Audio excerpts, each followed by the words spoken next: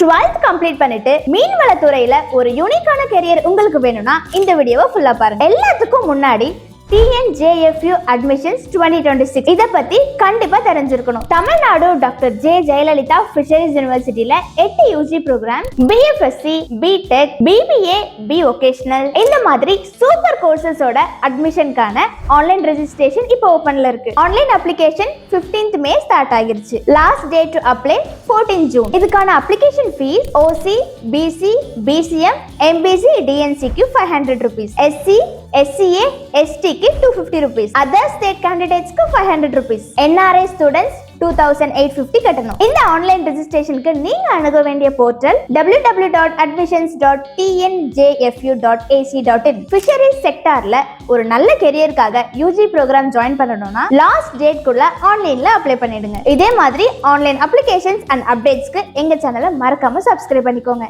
Thank you.